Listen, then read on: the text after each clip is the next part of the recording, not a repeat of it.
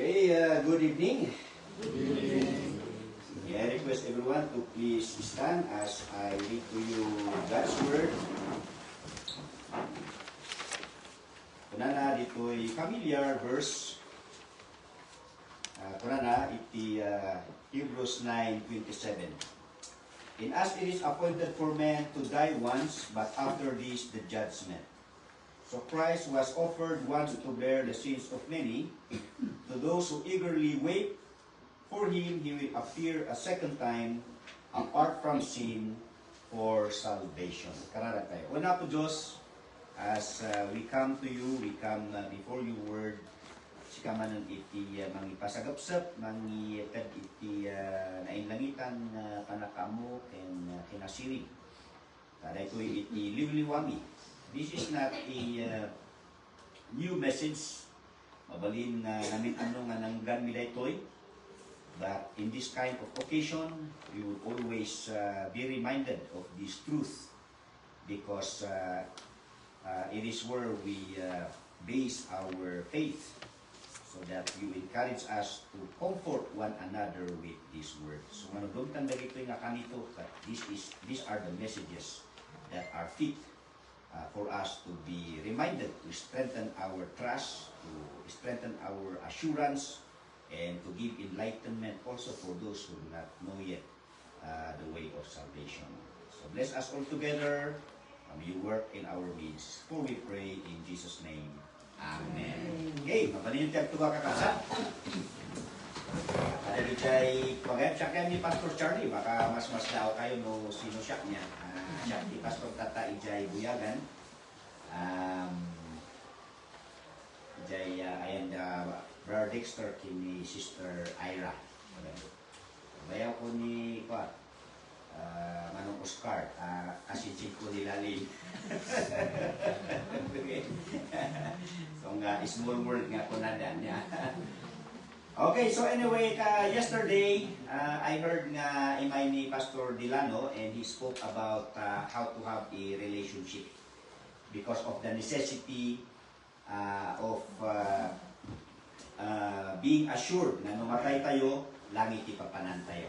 So, he mentioned, and we always mention that when we preach, to have a personal relationship with the Lord Jesus Christ, rather, awanan ti daduma, na ito iti Diyos nga nagan, nga mangisubli kada tayo iti Diyos nga namarswa tayo. Kaya ti kinapudno na, may nga talaga ti mangibabat iti Diyos kinti tao. Dahil pa ni Apo Isus, nga nagbayad ti panakaisalakan tayo, iti panakatay na ijay cross iti Calvary.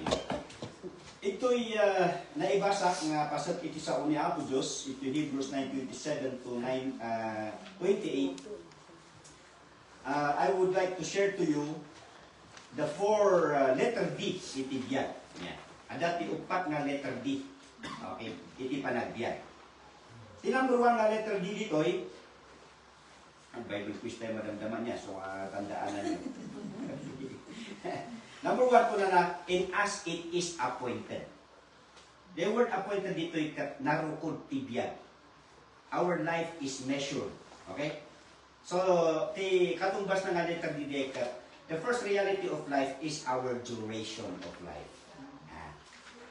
Nagpapada, madibat nagpapada ti rukod ti biyag tayo, tagsasabay ito yung gagawin niya. Ngam anyway, dayjay. So ano mapantay yung kampusan to, ada ti atidtog, ada ti ababa. Yan. Nga mangi panatnek nga iti biyag, ada ti matay, iti ubing, ada ti matay nga agtutubo, ada ti matay nga mataangan. Yan. But don't you know nga iti Genesis, iti first book iti Bible, kat iti awan pa lang iti layos dito rabaw ti daga, ti average nga biyag ti tao kat 900 plus. Well, sino diya ka atidugan ti biyag na? Ti Bible. Metosela. Mano ti taon na? 969. Well, ayan na nga di 900. Apay tantangat siya po tayo, agparparigat tayo nga sangbutan ti 69. Yan. 969, imagine. After iti layos, ti average ti biyag ti tao kat 450. Okay. Ngam iditsin po ni Moses, at tidok ti niya de, distansya na ta ni Moses kuna na nga itibiyag ti tao 70 lang na ti average tibiyag ti tao. But because of strength and health, makadanon ka ti 80. Uwan, di ba? Nang ni Mother Kat, 91. na lagpasan na dayjay average tibiyag niya. Ije kalingga, hindi nag-missionary ije kalingga, no ada ti matay kat ubing, madi dati ang pakanta. Madi dati ang ayam. Tanasakit tinakanda, no ubing ti matay, tahan na nga naganas tibiyag na. Ngam no lakay kin bakit ti matay, mabalin ti agkankanta. Mabalin ti agpay ayam, taginanas na tibiyag na. So nga ni Mother, sobrang nga ginanas na tibiyag na niya. So nga, niya din, haan tayong ladingit ang launay. Yeah. Nung baka naladingit tayo, pa nga nadanong ti 100, sayang di 100,000 lumaanan yung gobyerno. Ada ti programa kata, ada pa yung 90 niya. Bon, ada pa 85, naalam na mga di 90 na. Lakay, no, yung ngayon lakad. Ay, ada. Alright. So, mayat ada ti plano ti gobyerno tata niya. Mayat manday di, takwa. Nung lumakay takat, aywanan na kanti kwa, anak niya. Ay di ka, baybay anda dagiti senior citizens, natatakat, sayang pa yung dayjay, maalan no, madanong tikas na nga taon. Anyway, kasi ije kalingga. No, nadanon na di taon na kat naragsak dan daon na yung agladingit. Nang kadata yung mga Kristiyano, the very reason nga hanta yung agladingit, kung na ijay, no iti minatay tayo kat amo tayo nga namati kini Apo Isus kat langit tinapanan na, hanta yung agladingit, kas iti panagladingit, dagiti awanan iti namnamanan. Ayan. So salamat tada tinamnaman tayo kini Apo Isus. Nga iti problema, apay nga ta nga umab-ababa ti panagbiyan. Da kami nga generation tatakat narigat minto pa nga sagbutan ti taw-tawon yung nga imun una kada kami. Nya. Ore da kayo pati kam-kamakam yung nga madanon ti tawon dagitoy imun una kada kayo, di ba? Well, the very reason nga puti lunod ti baso.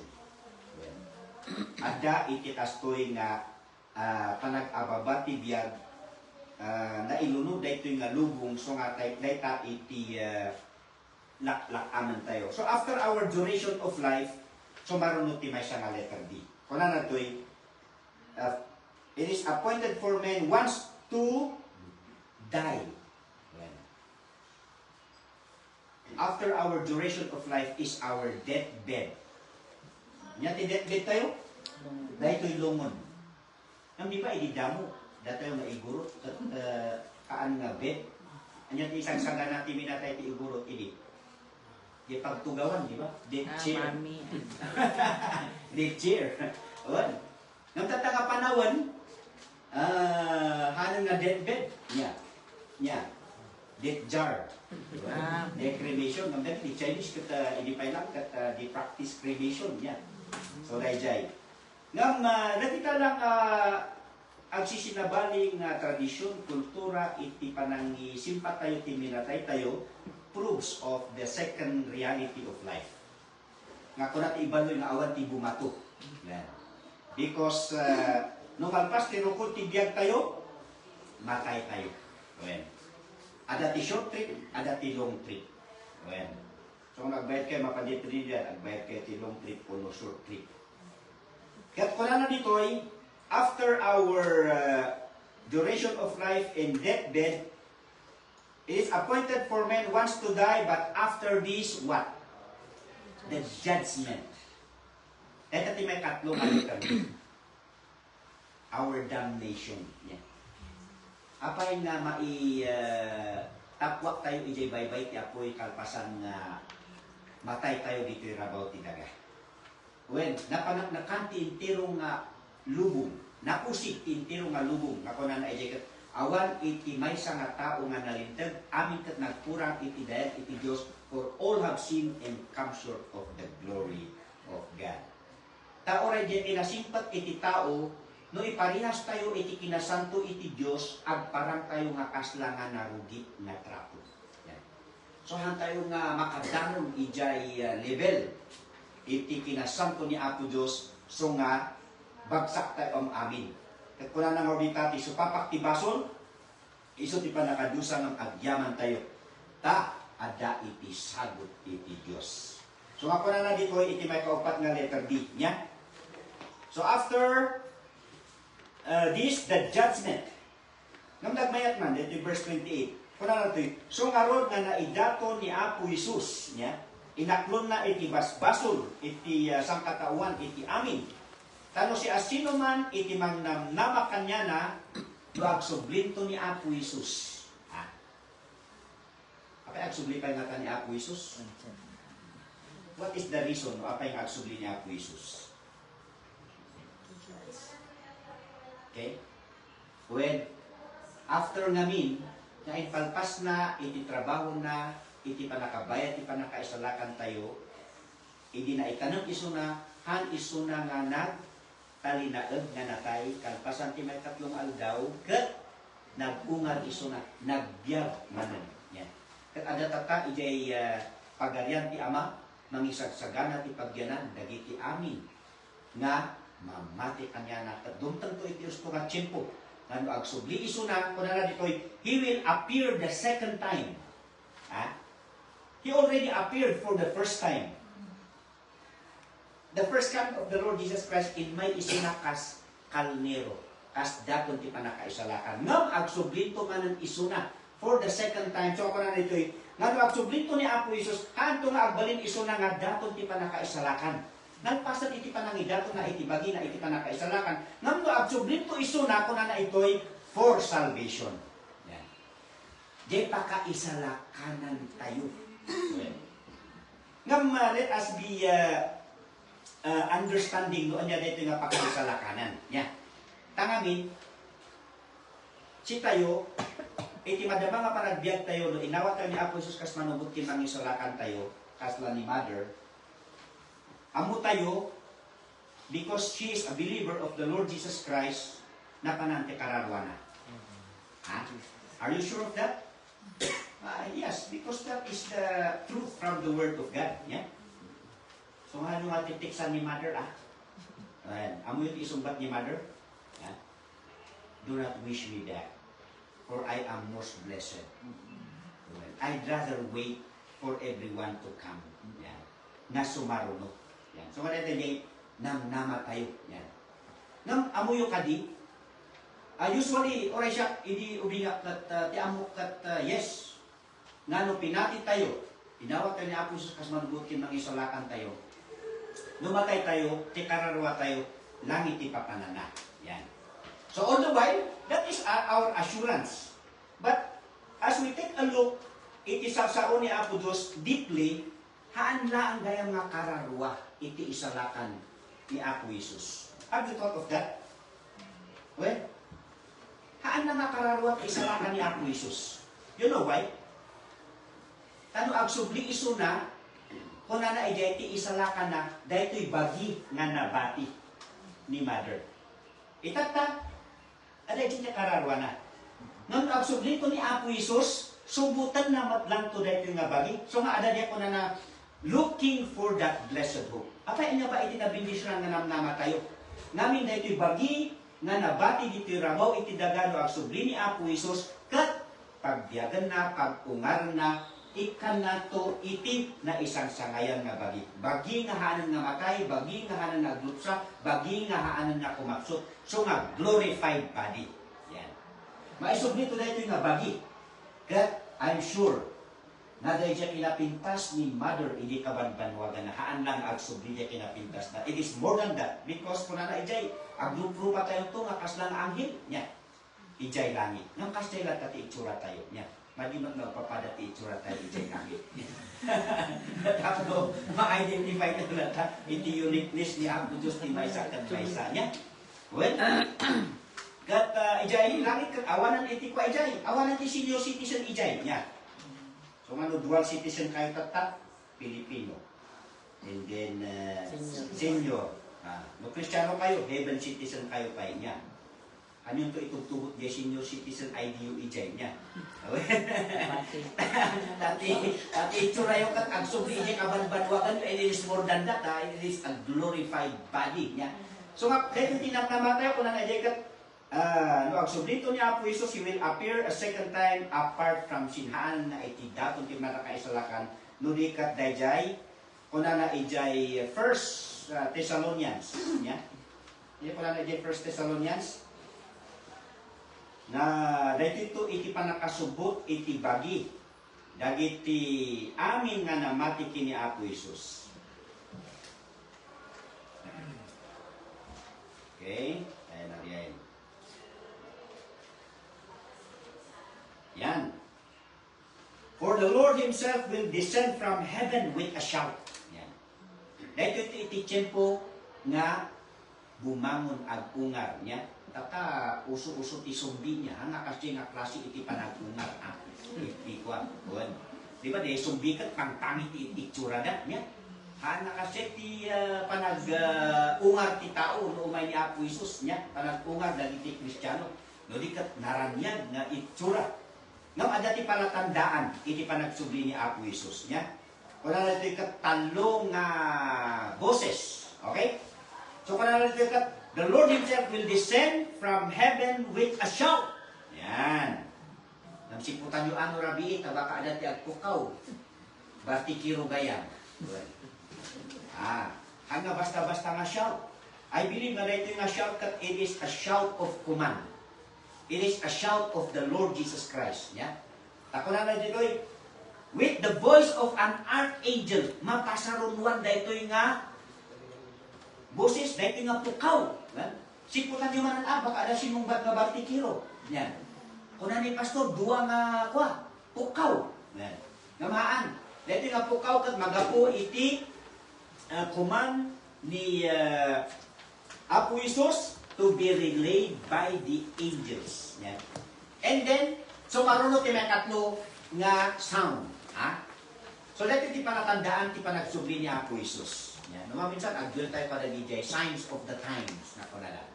Ngam, the specific, nga orayin tayo, tap na matumpal na ito, nga panagsubli ni Apo Isus, talong nga boses.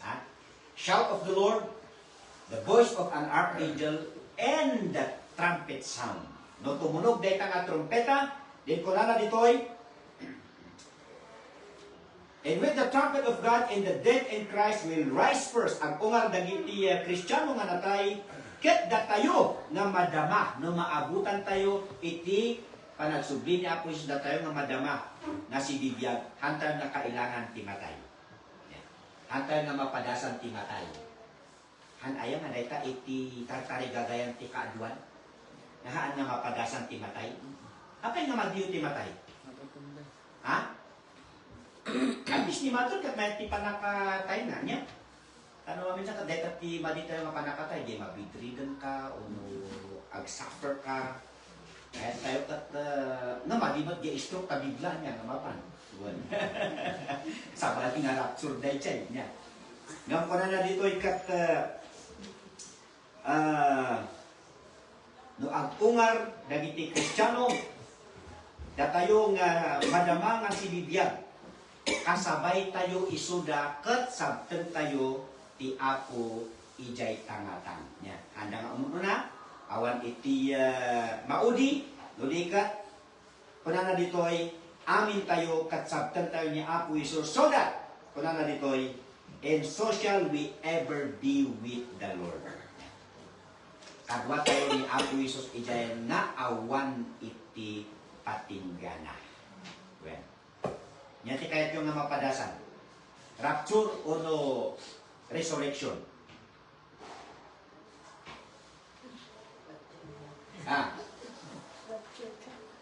Rapture, tama di yung mapadasan. Nasakit ti matay, di ba? Owen. Numaulaw ka, agtayat-tayat dayjay, di ba? Napadasan niyo ba nga di agtayat-tayat di payo, di pakiramdam yun? When day tanya ko na ijay Ecclesiastes ba, the silver cord. The silver cord will break. Isog di ay. So the experience of death is talagang painful. So nga madi tayo. kaya tayo iti ma-rapture as much as possible niya. Ngam adun nagitilin makay kauray iti rapture kat natay dalagtan niya. Ngam ni Pastor John sa balik kayat na. Well, kayat na nga mapadasan ti resurrection. Well, tapno ma-feel na so nga iti pandemic kayat na nga maiyawid ijay kabayan. Madi na nga maabutan di cremation nga di ba pandemic maikwa ka nga davos niya.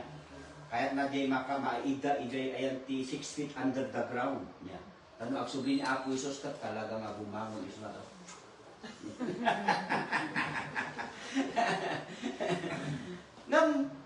Don't you think na napintas di nga dua? Either resurrection or no rapture niya. Ati kinantyaw ka ito ijay langit Kauray no, very proud that ijay na rapture, kahanda nga napadasan tinatay, dagiti mat nag-resurrect, iba ganda, ang siya kat napadasak ti panagbiyan manan. Yan, napadasak iti nag-resurrect. Yan. Anyway, may sa iti karakteristik na dayjay niya. Ag-resurrect ka, iti panagsubli na Apo Isos, although maabutan ka ti panagsubli ni Apo Isos, amin tayo kat masukatan ti bagi tayo iti na isang sangayan na inlangitan nga bagi so nga awanton iti panagkapsut, panakatay, uray pay iti panagpasod. That is a glorified body.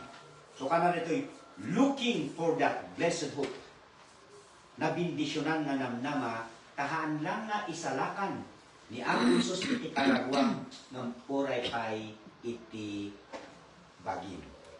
So dayta iti kunana ditoy.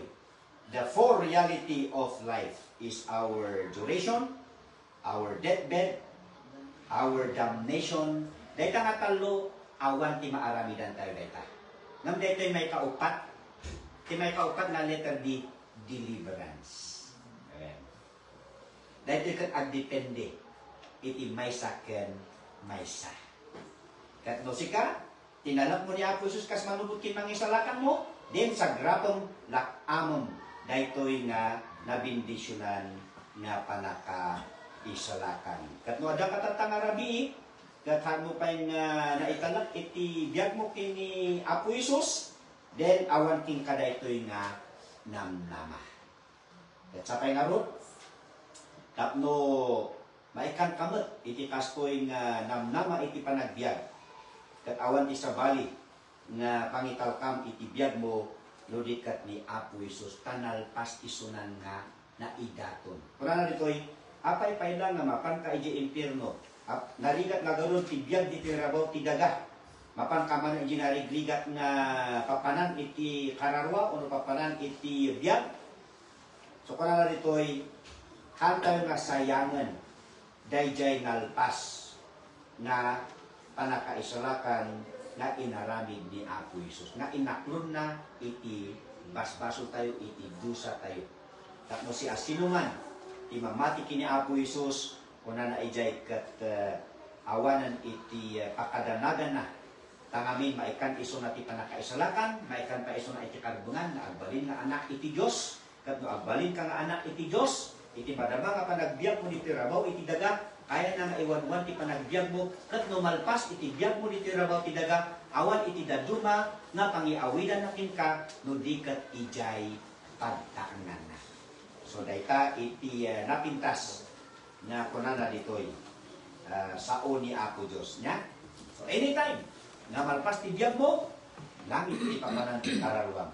Kat dayjay baginto ana nga di kararwa iti maisalakan ludikat oray pay iti bagi tayo. So kompleto nga panaka isalakan. So sampai kadita na awatan tayo dita kaya't ni Apo Diyos iti mapadayawan. Agkararag tayo. Oh Father God, agyaman kami taada iti sasaom na pagbasaran mi iti panakaambo. Tapno kastahan kami nga agdanag kas kumadagiti tattao nga adaan iti unay nga pagladingit no umay iti kastoy nga pasamak tahanda nga amo iti pagturungan iti masakbayan da. Ket ngaron Apo Dios salamat tinaaramidan ni Apo Isus. Ket iti madama nga rukod iti biag mi Sapay ko mga rod nam amumi isunan tapno awan ti pagtigaran mi, awan ti pagdanagan mi, kat no umay to iti daytoy may kadwa nga realidad ti biyag nga panakatay. Kat hang kaming maisagmak ijay pakadusaan. Salamat iti kaasim tahan ka lang nga inmay tapno bayadam iti panakaisalakan mi. In pamuspusan kat nalpasan iti dayta nga panakaisalakan. Nga ti aramilin lang ti tao kakalkan na dayta. Iti dayta nga panagkalat kat ayaban na ni Apo Isus kas manubot kin mangisalakan na. Kat salamat tahaan lang nga di kararwa mi tina isigurado. O di kat uray pay daytoy nga bagi na impabulod mo na ilunod daytoy nga bagi adu ti pagkurangan na ng babaan iti kinalintag ni Kristo Jesus nga maawat mi babaan ti pagmati mi kanya na kat daytoy nga bagi kat adan tumat iti panakasubot na.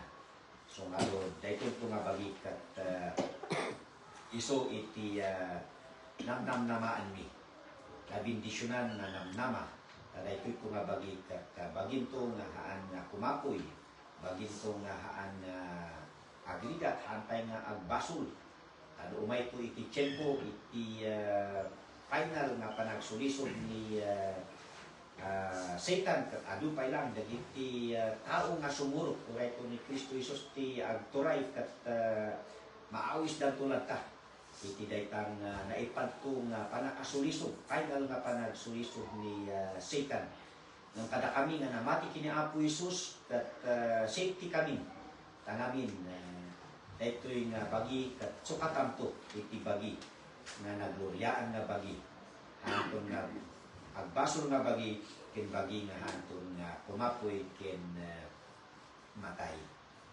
As in 1 Corinthians it says there this body would be incorruptible and it would be an immortal one. So again, we thank you for the assurance of your word and these truths give us the peace, the joy of knowing you, and it serves as a motivation that we keep on trusting you and serving you. We pray and thank you in Jesus' name. Amen.